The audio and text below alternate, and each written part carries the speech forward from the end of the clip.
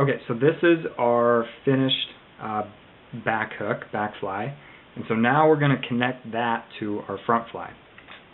And so I'm going to take this one out and put in my next hook, and I've already taken and tied in some lead eyes, some green lead eyes at the front. And if you can see this, I tied them on the bottom, just wrap thread around it, figure eight those wraps, and then add a little bit of glue on the top, and it should hold. Alright, so let's go ahead and fasten our thread down again. And we're going to take a piece of mono fishing line. You guys can see that. It's about 6 or 7 inches long. And I'm just going to tie that down on top of the hook. And go ahead and bring it to the back.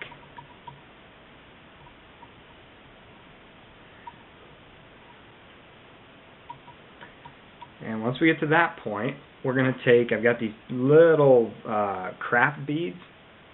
Kind of hard to hold them up, but I've got these little red craft beads, and we're going to put those on the fishing line, and that will add a little bit of attraction.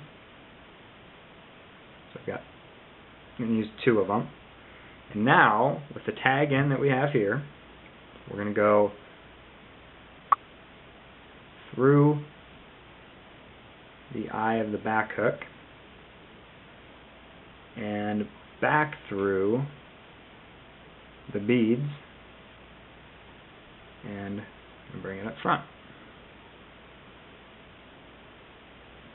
And you don't want a lot of distance. Once you think you got it, go ahead and make a couple wraps to kind of hold it in place, and then you can adjust that to however long you want it. And now we can wrap that down tight. And if you want, I've seen a lot of people that will take they'll take their fishing line and they'll actually loop it through the eye of this hook, which obviously just gives you a bit more support. Turn that off. Okay, so we've got them connected. Now this front fly is pretty much the same thing as what the back one was. So the only difference on this one is that we're not going to have a tail.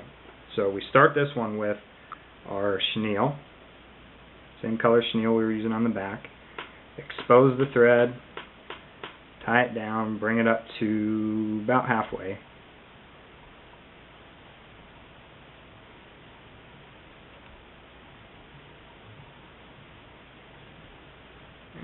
I'm going to double that over to kind of beef up this front part.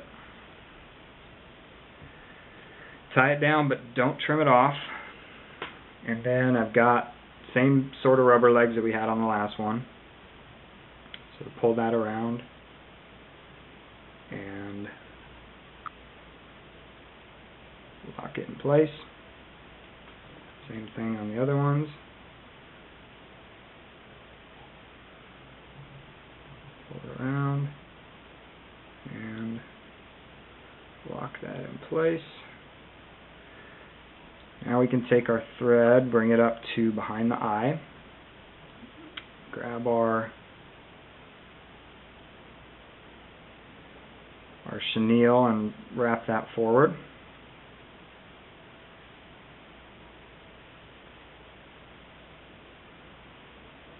Make sure you make a couple wraps around the eyes and tie that off. Got a little bit of a tag in there. Okay, last thing is to add in some or one more piece of hackle. And we do it the same way we did on the back one.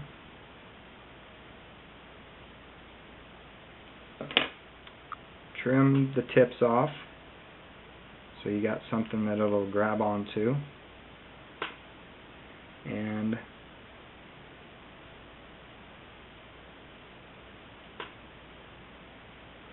I like to make wrap in front of and behind the eye. Trim that off. Push it back if you can. Eyes kind of get in the way. Try to push it back and tie right over the top of it.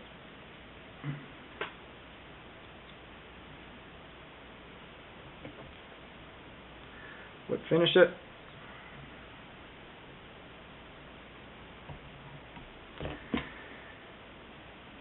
And add a little head cement.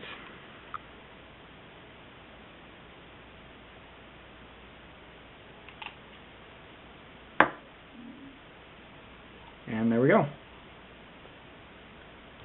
And now you can take the legs, because mine weren't split yet.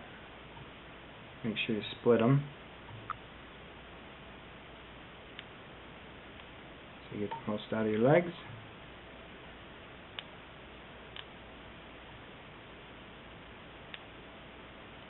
And that's pretty much it.